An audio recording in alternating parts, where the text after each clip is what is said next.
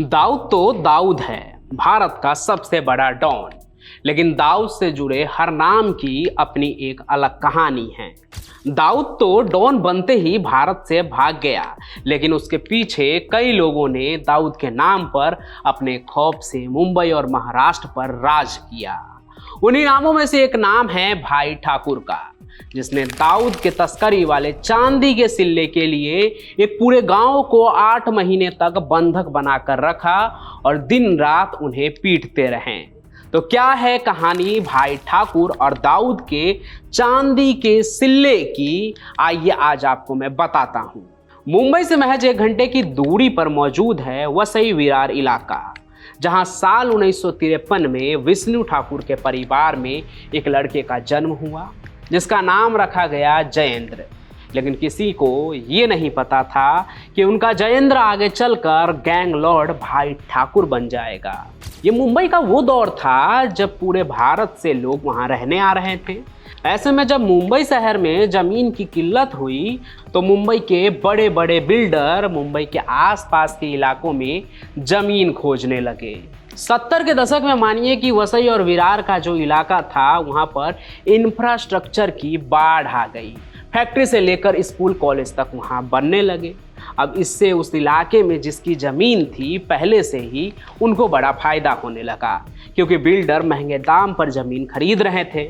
लेकिन इसका असली फ़ायदा अपने दमखम से उठाया वहाँ के ठाकुर परिवार ने, और ख़ासकर भाई ठाकुर ने, जो वहाँ रहने वाले गरीबों से सस्ते दाम पर पहले ज़मीन खरीदते और मुंबई के बिल्डरों को उसी ज़मीन को महंगे दामों पर बेच देते थे।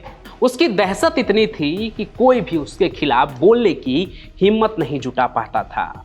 यूँ तो मुंबई पर राज करने वाले कई दावेदार थे, पर ठाणे के वसई विरार तक कोई पहुंच नहीं पाया। वहां सिर्फ एक ही था, भाई ठाकुर। फिर आगे मुंबई जैसे जैसे और भी बड़ी होती गई, वैसे वैसे लोग नाला सुपारा से लेकर विरार तक आकर बसने लगे। फिर क्या, मुंबई जितनी बड़ी होती गई, भाई ठाकुर का परिवार उतना पावरफुल बनता गया। उन दिनों और आज भी मुंबई में बहुत सारे इलाके में पानी की बहुत दिक्कत होती है। वसई विरार का भी यही आलम था। सरकार की तरफ से कुएं खुदवाने की भी योजना चलती रहती थी, लेकिन भाई ठाकुर के दिमाग में बिजनेस आइडिया आ गया और उसने अपने खौफ और पहुंच के दम पर ऐसा होने नहीं दिया कि सरकारी मदद से वहां पानी पहुंच जाए। वो इसलिए क्योंकि भाई ठाकुर वसई और विरार के लोगों के पानी के प्यास को अपने धंधे में बदलना चाहते थे। वहाँ रहने वाले लोगों को जब भी पानी की ज़रूरत होती तो उन्हें पानी का टैंकर मंगवाना पड़ता था, और वो पानी का टैंकर वहाँ पहुँचवाता था भाई ठाकुर। धीरे धीरे भाई ठाकुर की पहुंच इस कदर बढ़ने लगी कि वो अपने इलाके में होने वाले हर क्राइम में इन्वॉल्व हो गया, जिससे कि पैसा कन्वर्ट होता था, जैसे कि एक्सटॉर्शन और लोगों से हफ्ता वसूली। इसी कड़ी में आगे चलकर वो दाऊद के साथ भी मिलता है, और इसी के साथ उसकी पावर और भी दुगुनी हो जाती है, क्योंकि अब वो भारत का सबसे बड़ा जो डॉन था दाऊद, उसका साथी हो गया था। लेकिन इसी बीच कुछ ऐसा हुआ जो आपको फिल्म की कहानी ही लगेगी, लेकिन वो घटना भाई ठाकुर के खौफ की याद दिलाती है।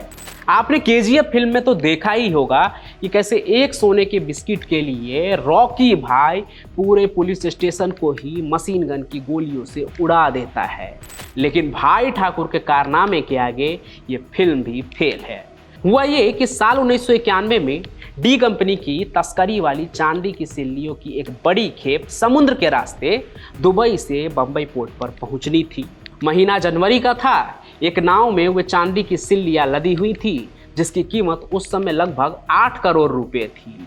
लेकिन इससे पहले कि दाऊद का ये माल पोर्ट तक पहुंचता, किसी कारणवश वो नाव वाडरई नामक गांव के पास उथले पानी में पलट गई, जिससे उसमें लदी चांदी की सिल्लियों से भरे बक्से समुद्र में उतरने लगे।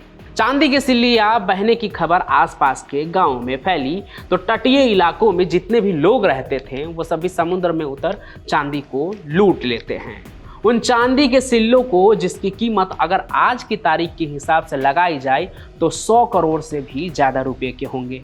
इतने बड़े नुकसान और लूट की खबर जब दाऊद को लगी तो उसने ठाणे जिले के वसई विरार इलाके के जयेंद्र ठाकुर उर्फ भाई ठाकुर से कांटेक्ट किया और जिस इलाके में चांदी की सिल्लियों की लूट हुई थी वहां पर भाई ठाकुर का दबदबा कैसा था ये तो अब तक आपने सुन ही लिया है। फिर जब दाऊद ने भाई ठाकुर से मदद मांगी कि मेरा माल रिकवर कर कर मुझे दो, ऐसे में भाई ठाकुर ने सभी सिल्लियां वापस करने को लेकर वाडरई में पैगाम दिया पहले कि जिसने भी जितना लूटा है शराबत से वापस दे दो। पहले तो गांव वालों ने इस धमकी को सीरियसली नहीं लिया, लेकिन फिर भाई ठाकुर के गुंडों ने गांव पर रात भर ऐसा आतंक फैलाया कि वहां के लोगों की रूह कांप गई। पूरे गांव के लोगों को रात भर बेरहमी से पीटा गया, तब तक जब तक कि उन्होंने लूटी हुई चांदी की आखिरी सिल्ली भी वापस नहीं कर दी। कहते हैं कि ये सिलसिला 1 या 2 दिन नहीं बल्कि भाई ठाकुर ने 8 महीने तक इस पूरे गांव को बंधक बनाकर रखा था। मतलब कोई ना गांव में आ सकता है और ना ही इस गांव से बाहर जा सकता है। और उनके इस हैवानियत में 3 गांव वालों की जान भी चली गई। लेकिन भाई ठाकुर का आतंक ऐसा था कि ना ही किसी ने कंप्लेंट लिखवाई और ना ही कोई पुलिस वाला भी सुध लेने के लिए आया। लगभग 1 साल बाद 3 जनवरी 1992 को जब ये घटना उजागर हुई तो पुलिस हरकत में आई। फिर इन 3 हत्याओं से बचने के लिए भाई ठाकुर भारत से भाग गया और दुबई में दाऊद के पास शरण ले ली। हालांकि भाई ठाकुर को इस मामले से इतना फर्क नहीं पड़ा, लेकिन एक मर्डर भाई ठाकुर ने ऐसा करवा दिया कि आज भी उसके वजह से वो परेशान हैं, जिससे उबरने के लिए ना उनका खौफ काम आया और ना ही उनकी पॉलिटिकल पहुंच। एक बिल्डर था सुरेश दुबे, उससे एक जमीन का विवाद चल रहा था भाई ठाकुर से। हुआ ये कि एक जमीन के टुकड़े को लेकर भाई ठाकुर ने सुरेश दुबे से कहा कि ये जमीन वो उन्हें बेच दे औने पौने दाम पर, लेकिन दुबे जी ने इस बात से इनकार कर दिया था। बस इसी बात से भाई ठाकुर नाराज हो गए और उसने दुबे को रास्ते से हटा दिया। कहते हैं कि भाई ठाकुर ने अपने आदमियों के जरिए नाला सुपारा स्टेशन के बाहर ही सुरेश दुबे को मरवा दिया। बाद में 4 साल बाद 1989 में ठाकुर गैंग ने उस जमीन पर भी अवैध रूप से कब्जा कर लिया। आगे चलकर उनके ऊपर इस हत्या के वजह से और भी कई मामले के कारण टाडा के भी चार्जेस लगे। केस चलता रहा, गैंगस्टर से वो पूर्व गैंगस्टर हो गए और पॉलिटिक्स में भी एक्टिव हो गए। लेकिन दुबे हत्याकांड ने भाई ठाकुर का पीछा नहीं छोड़ा। अभी पिछले साल ही 2023 में पुणे की एक अदालत ने उन्हें टाडा के आरोपों से बरी कर दिया है। हालांकि ये मामला अभी भी आगे की अदालत में जा सकता है और उनकी मुश्किलें बढ़ सकती है, अभी खत्म नहीं हुई है। बाकी यही थी भाई ठाकुर की कहानी। अब आपको कैसी लगी ये कहानी ये कमेंट में ज़रूर बताइएगा। साथ ही साथ इस वीडियो को लाइक कीजिए, ज़्यादा से ज़्यादा शेयर कीजिए और हमारे इस चैनल को सब्सक्राइब भी ज़रूर कर लीजिए। हम मिलते रहेंगे किसी न किसी सफ़र में किसी और भी क्राइम के चौंका देने वाली कहानी के साथ। तब तक के लिए आपका बहुत बहुत धन्यवाद।